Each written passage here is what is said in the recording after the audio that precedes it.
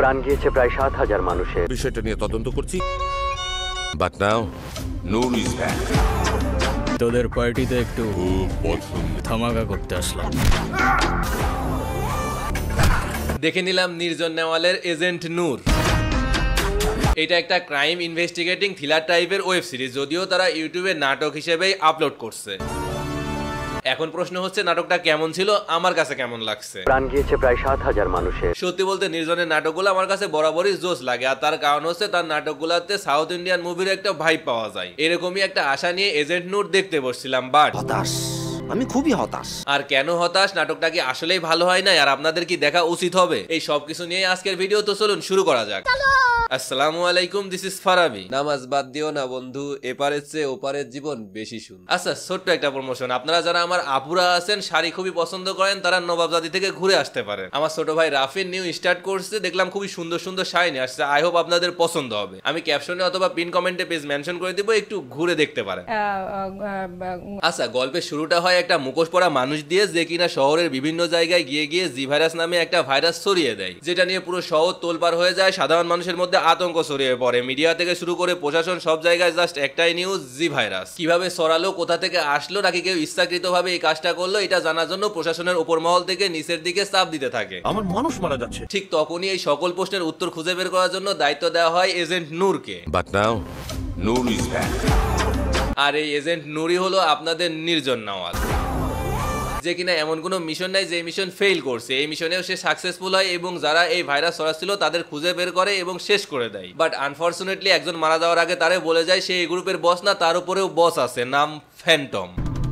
এখন কথা হচ্ছে কে এই ফ্যান্টম, কেনই বা এই ভাইরাস ছড়াচ্ছে, আর এই ফ্যান্টমকে কি এজেন্ট নূর আসলে খুঁজে বের করতে পারবে? পারলেও তার সাথে কি করবে, এগুলা জানতে হলে আপনাকে দেখে নিতে হবে এজেন্ট নূর।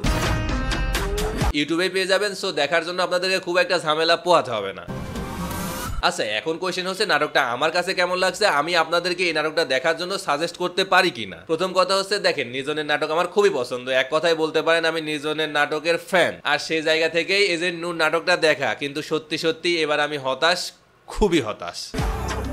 না, নাটকের স্টোরি খুব একটা খারাপ না, থ্রিলার হিসেবে মোটামুটি ভালো একটা স্টোরি। আমার কাছে যতদূর মনে হয়েছে 2020 সালের কোভিড থেকে ইন্সপায়ার হয়ে এই স্টোরিটা লেখা হয়েছে। যদিও একটু থ্রিলার টাইপের মেক করার ট্রাই করছে, বাট স্টোরি হিসেবে নাটকে ওইভাবে থ্রিলার ভাইবটা তৈরি করতে পারে নাই। তোমাকে উইশ করবার কিছু নেই, তবে নাটক হিসেবে আমার কাছে মোটামুটি ঠিকই মনে হয়েছে, তবে মুভি বা ওয়েব সিরিজ হলে অনেকটাই কমতি মনে হইতো। তবে আমাকে হতাশ করছে অ্যাকশন সিকোয়েন্স গুলো। না, অ্যাকশন মোটামুটি বেশ ভালো ছিল, বাট ব্যাকগ্রাউন্ড মিউজিক যা তা অবস্থা।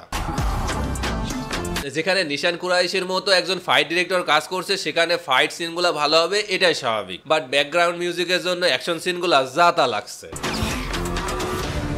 টু বি অনেস্ট, পার্সোনালি আমার কাছে অ্যাকশন সিকোয়েন্সগুলোতে যে ব্যাকগ্রাউন্ড মিউজিকগুলো ইউজ করা হয়েছে সেগুলো একদমই ভালো লাগে নাই।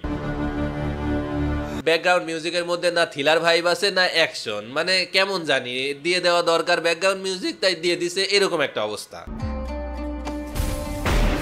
তবে হ্যাঁ, রোমান্টিক যে সিনগুলো ছিল সেগুলার যে ব্যাকগ্রাউন্ড মিউজিক জাস্ট ওয়াও, আমার কাছে সেই লাগছে। লোকেশন চুজিংও ছিল বেস্ট, তার সাথে এই মিষ্টি ব্যাকগ্রাউন্ড মিউজিক দেখতে জাস্ট জোশ লাগছিল। ও আচ্ছা, আপনাদেরকে তো বলাই হয় নাই, এই নাটকের নির্জনের কো অ্যাক্টর হিসেবে অভিনয় করছে আরোহী মিম।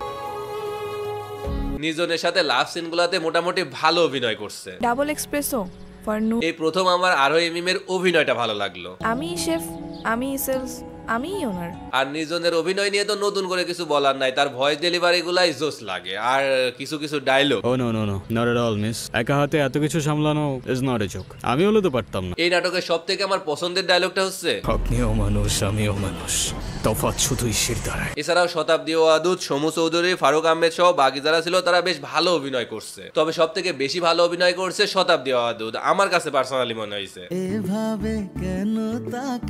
আর হ্যাঁ, এই নাটকে ইমরানের একটা গান ছিল, মিষ্টি একটা গান, যে গানটার মাধ্যমে নির্জন এবং আরো এমিমের ভালোবাসা বা লাভ স্টোরিটাকে খুবই সুন্দরভাবে ফুটিয়ে তোলা হয়েছে।